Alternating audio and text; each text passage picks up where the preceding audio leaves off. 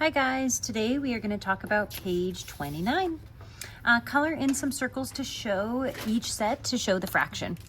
So all of these are basically going over a fraction of a whole of a set. So there's 1, 2, 3, 4, 1, 2, 3. So 3 times 4 is 12. So this is 1/2 of 12. So it's trying to get you to understand what a fraction of a whole is. So this is the same thing as 1/2 times 12. So how many halves are in 12? And so that's 6.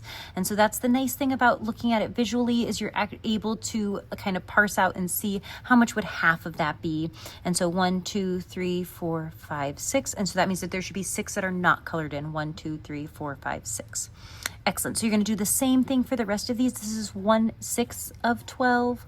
1/3 of 12. So how many 6 go into 12? How many groups of 3 can you make of those 12? Same thing, 1/4 of 12. So now let's take a look at these that have different numerators. So 2/6 of 12. When you find 2/6 of 12, first it might help if you find 1/6 of 12.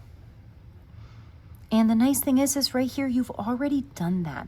1/6 of 12 is the same thing as 1/6 times 12, or 12 over 6. So how many 6s fit into 12? Well, 2 of them do.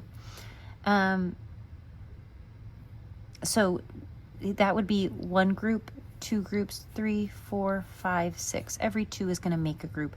And now 1 group would be coloring in just 2 of them, but I have 2 groups of those. So I'm going to color in another group. So you are going to do the same thing for these other ones where you have 3/4 of 12. First, try finding 1/4 of 12, and you probably have already done that. And then you're going to scale up. If 1/4 of 12 is going to give you 1/4 times 12, or 12 over 4, and then how many 4s fit into that 12? Well, 3 of them do. But now I want 3 groups of that. So 3 times 3 equals 9. So I'm coloring in 9 of these. Same thing for 5/6. 5/6 of 12. Start with what's 1/6 of 12. How many 6s fit into 12? And then scale that up. If 1/6 of 12 is going to give you, we said 2. And that is 1/6. 2/6 is going to give you 4. 3/6 is going to give you 6. And 4/6 would give you 2 more, 8, so on, until you get to 5/6.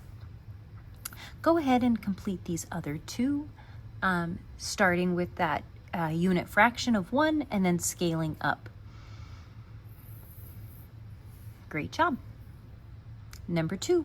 Add the following fractions. If the sum is greater than 1, write the answer as both an improper fraction and a mixed number. So here they showed you 1/2 plus 3/4 equals 5/4. They got this by multiplying by the identity property, a1, and so they multiplied times 2/2 to get that denominator of fourths. They ended up with 5/4. 5/4 is greater than 1 because the numerator is bigger than the denominator. And so they took out a 1/2, they took out a 4/4 and added 1/4 to it, which gave them 1 1/4. Whenever you have 0 for a numerator, that just means that you don't have any of those pieces. So a 0 at the numerator is the same thing as having 0. For the rest of these, you are going to find a common denominator. So 1/4 plus 5/6. You first need to find a common denominator. 4 cannot go into 6 and 6 cannot go into 4. But I do know a common denominator that I could get is 12. And so I could multiply this side times 3/3. And I can multiply this side times 2/2, and that will allow me to add those together. So you're going to continue on finding common denominators for these other fractions and then adding them together. D, you are going to have to change both. And C, you're just going to have to change one. Great job.